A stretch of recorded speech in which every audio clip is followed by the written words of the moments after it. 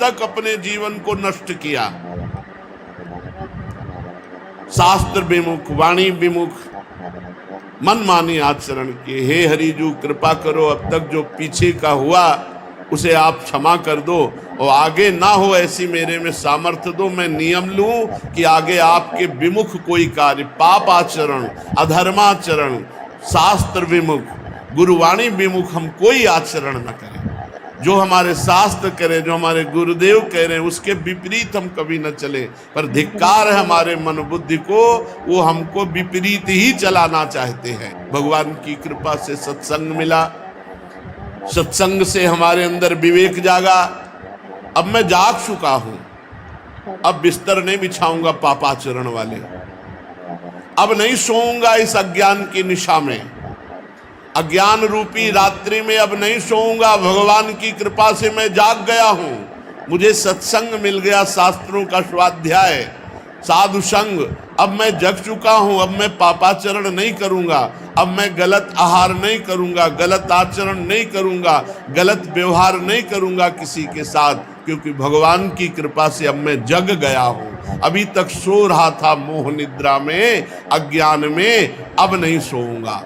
राम कृपा भव निशा सिरानी, भगवान की कृपा से अब ये अज्ञान रूपी रात्रि खत्म हो गई है। अब मैं इस संसार रूपी माया रूपी रात्रि में जग गया हूं, अब सो नहीं रहा हूं, अब कभी गलत आचरण नहीं करूंगा। ये केवल नियम लेने से ही नहीं होगा, इसके साथ नाम जपना होगा। नाम जप के बिना आप नियम सुबह लीजिए, शाम के टूट जाएगा, 10-5 दिन चलाओगे फिर टूट जाएगा। अगर निरंतर आपको अपने नियम का पालन करना है, सतत नाम जप करना होगा। नाम जप के बिना आप बलहीन होगे, जब चाहेगी माया आपको परास्त कर देगी। मन और इंद्रियों को विषय भोगों में नहीं जाने दूंगा नाम बल से। अब तक बड़ी हानि हुई, अब हानि नहीं होने देंगे। अब तक बड़ी हंसी उड़वाई, अब हंसी नहीं उड़वाएंगे, नाम के बल से। श्रीपाद कह रहे हैं, जिसका हृदय निर्मल हो जाता है, जिसका हृदय माया के गुणों से ऊपर उठ जाता है, उसके हृदय में प्रिया प्रीतम की झांकी आती है, जो निरंतर भजन परायण है।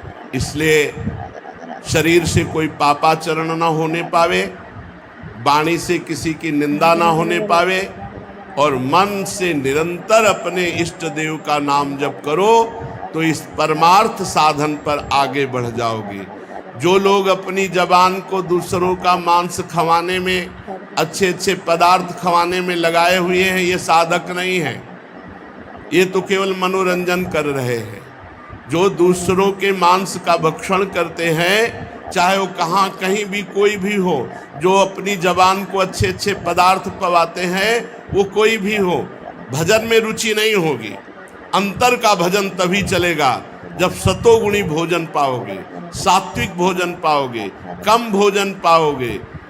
अति लघु भोजन पाने वाले का बहुत शीघ्र ही भजन सिद्ध होता है।